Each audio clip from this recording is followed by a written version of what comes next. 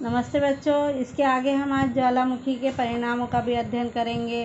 पहला परिणाम है ज्वालामुखी उद्गार के कारण जीवन में वित्त हानि होती है। जिस जगह पर उद्गार होता है उस क्षेत्र के कई किलोमीटर भाग में लावा फैलता है, इसलिए वहाँ पर जो भी जीव और वित्त होता है, जिस प्रकार की जगह खेती होती है या और किसी प्रकार के उद्योग धंधे होते हैं तो वो सब बंद करने पड़ते हैं। महासागर में ज्वालामुखी के कारण कभी कभी सुनामी लहरें निर्मित होती है। यह जब महासागर के अंदर ज्वालामुखी का उद्रेक होता है तो बड़ी बड़ी लहरें निर्माण हो जाती है।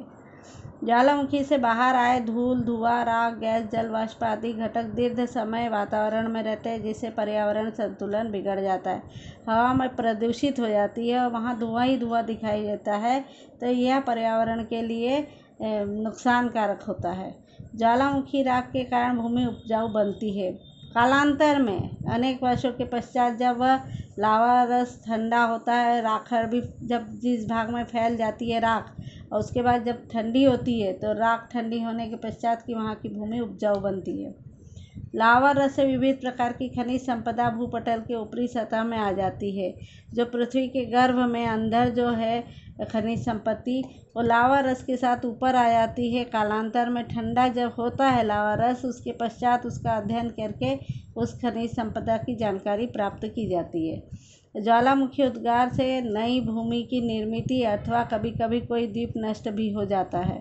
अगर बहुत ज़्यादा मात्रा में लावा रस बाहर निकलता है तो वह हजारों किलोमीटर दूर तक फैलता है, तो इस प्रकार से वहाँ नई भूमि की परत तैयार होती है। और कभी कभी पूरा द्वीप ही जो होता है कि नष्ट भी हो जाता है, क्योंकि वहाँ इतनी आग फैलती है कि वहाँ पर कुछ भी नहीं पाया जाता है।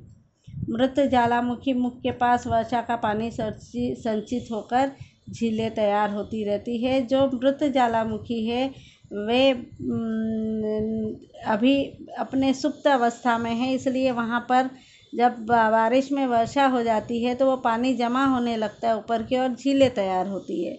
अब यह दिया है भारत के बारे में कि भारत की मुख्य भूमि के आग्नेय दिशा में बंगाल की खाड़ी में अंडमान और निकोबार द्वीप समूह है। इनमें बैरन द्वीप पर भारत का एकमात्र सक्रिय ज्वालामुखी क्षेत्र है।